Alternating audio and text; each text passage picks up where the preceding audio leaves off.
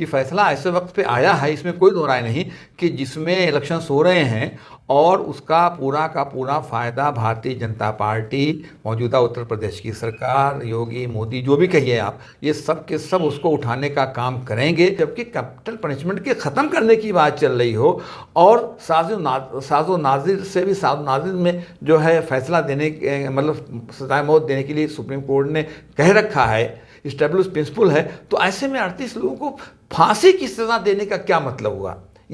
ये सस्टेन नहीं कर पाएगा, ये चेंज होगा, रिवर्स होगा। अब किस हद तक होता है? दोस्तों आदाब अर्ज़ है, मैं अनीस अहमद खान हिंद वॉइस से आपसे मुखातिब। मेरे साथ हैं जेड के फैजान साहब। बहुत बहुत खैर मकदम स्वागत है फैजान साहब आपका।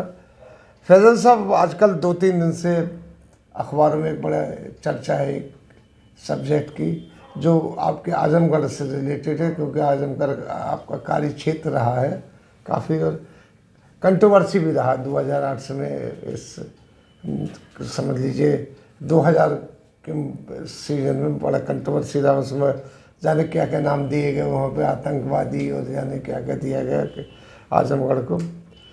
इसमें जो एक ख़ास चीज़ निकल के आई, जो वर्डिक्ट हुआ है, 35 लोगों की सजाएँ मौत दी गई है, ये हमारे ख्याल में हिंदुस्तान में सबसे बड़ा केस हुआ है सभी, जिसमें इतने लोगों को और एक ही कम्युनिटी के। सबसे बड़ा केस नहीं हुआ, सबसे बड़ी फांसी की, सबसे ज़्यादा लोगों को फांसी की सज़ा सुनाई गई, वरना केस तो इससे बड़ा बॉम्बे का बम ब्लास्ट था, समझा आपने? नहीं, वो फांसी की सज़ा सुनाई गई।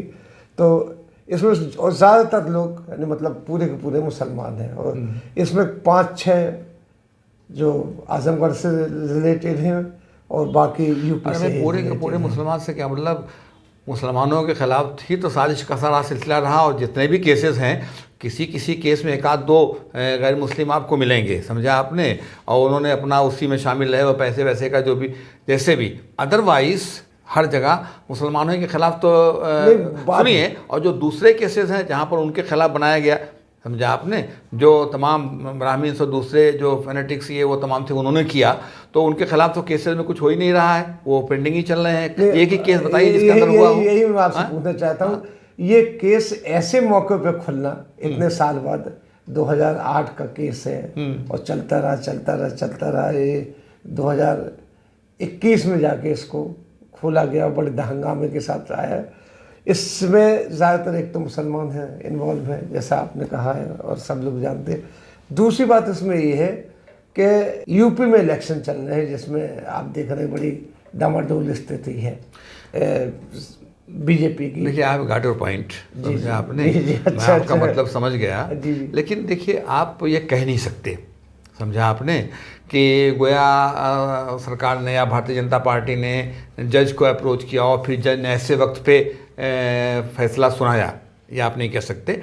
बल्कि ये ज़रूर है कि फ़ैसला ऐसे वक्त पे आया है, इसमें कोई दो राय नहीं, कि जिसमें इलेक्शंस हो रहे हैं और उसका पूरा का पूरा फ़ायदा भारतीय जनता पार्टी, मौजूदा उत्तर प्रदेश की सरकार, योगी मोदी जो भी कहिए आप, ये सब के सब उसको उठाने का काम करेंगे।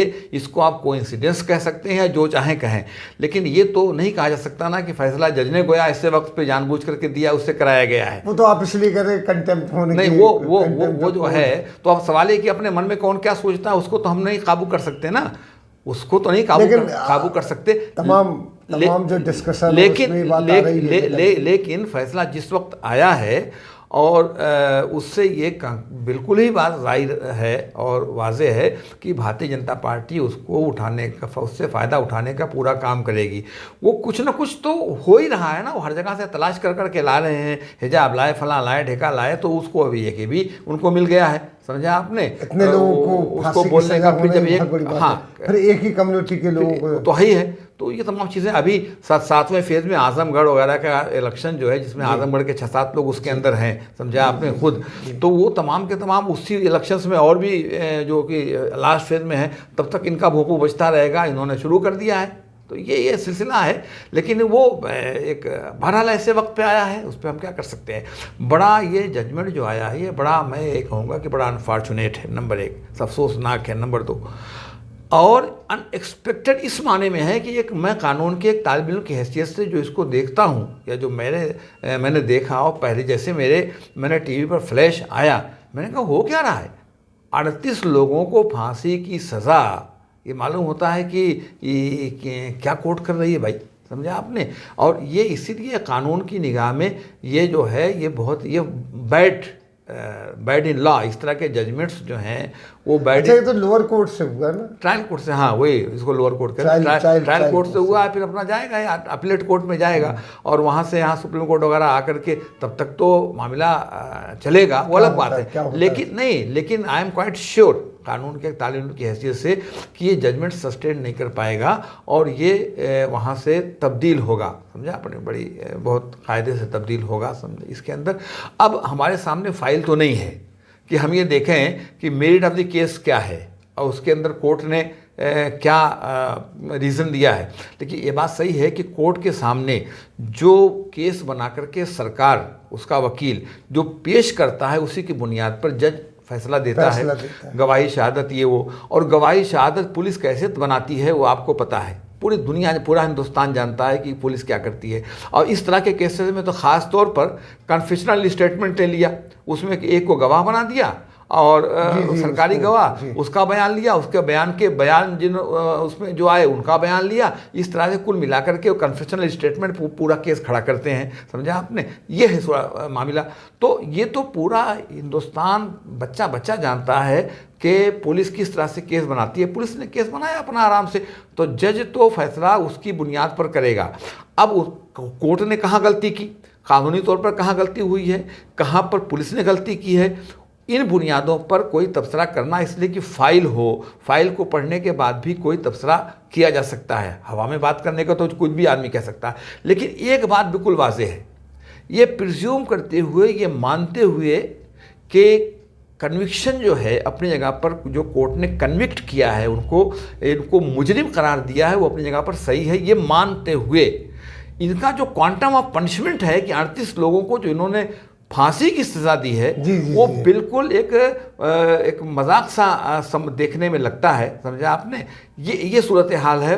तो ये तो हमारे सामने है कि हमने मान लिया, फाइल वाइल जो कुछ भी हो, फाइल की रोशनी में, और गवर्नमेंट ने और पुलिस ने केस बना के पेश किया, आपने फैसला दे दिया, उन लोगों को कन्विक्ट कर दिया।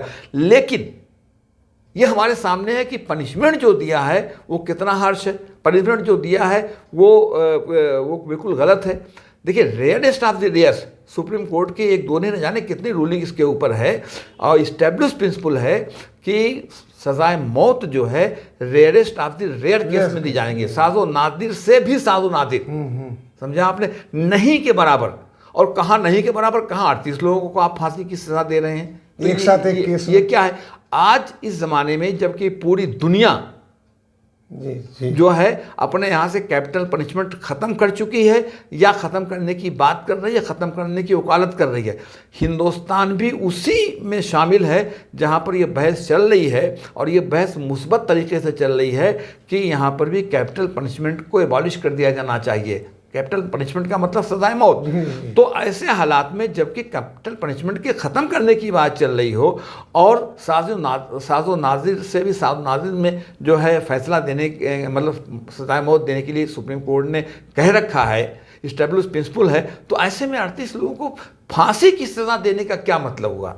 ये सस्टेन नहीं कर पाएगा। ये तो यही जैसे कि आप तो कानूनी बात कर रहे हैं। तो जो चीज़ देखिए, जो चीज़ अंदर खाने क्या हो रहा है, वो तो क्या केस बनाया क्या नहीं बनाया, फाइल हमारे सामने नहीं है, हम उस पर कोई, लेकिन ये हम प्रिज्यूम करके, ये मान करके कि भाई कोर्ट ने जो फैसला दिया वो सही दिया, तो ये क्वांटम ऑफ पनिशमेंट तो हमारे सामने है ना, कि उनको फांसी की सजा देने का क्या मतलब हुआ। तो ये आप जान लीजिए कि डिटरेंट पनिशमेंट जो है ना, इस तरह का एक काम करने, अदालत को सोचना चाहिए था। हम लोग लॉ में कहते हैं जो फाइन सम अपील, कि जज has not applied his mind, the court has not applied his mind, अपने जो को हिंदी में कहेंगे कि अपनी बुद्धि का इस्तेमाल नहीं किया, अपनी अक्ल दानिश का इस्तेमाल नहीं किया इस पॉइंट के ऊपर कि 38 लोगों को फांसी की सज़ा देने का क्या मतलब है, समझा आपने।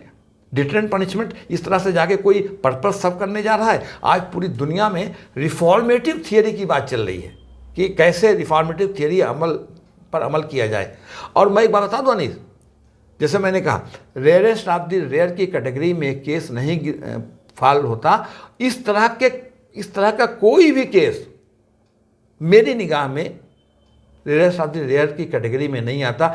ये वो है, जैसे मैंने कहा ना, प्रिज्यूम कर लीजिए कि साहब जो हुआ, जो किया वो सही इन लोगों ने किया, लेकिन क्यों किया, मैं उससे आगे की बात करता हूँ। मैं डेथ पेनल्टी के ऊपर बात कर रहा हूँ और इस जजमेंट के ऊपर बात कर रहा हूँ कि उन्होंने एक सर्कमस्टेंस ऐसा पैदा हुआ पूरे मुल्क में, कुछ फंडामेंटलिस्ट ने ऐसा कुछ सर्कमस्टेंस बनाया कि आप अभी आज आप टीवी देखते हैं, आज आप टीवी देखते हैं तो टीवी देखने पर जो माहौल, जो दिल के अंदर ख्याल पैदा होता है, जो आदमी के अंदर एक तरह से आग पैदा होती है, टीवी का तमाशा कर रहा है। तो इस तरह के जो मुल्क में हालात पैदा हुए मीडिया के थ्रू, इसके थ्रू, उसके थ्रू, उसमें बहकावे में आकर के कुछ मिसगाइडेड यूथ थे जिन्होंने काम किया, तो उसमें ये पनिशमेंट कहाँ से लागू होगा,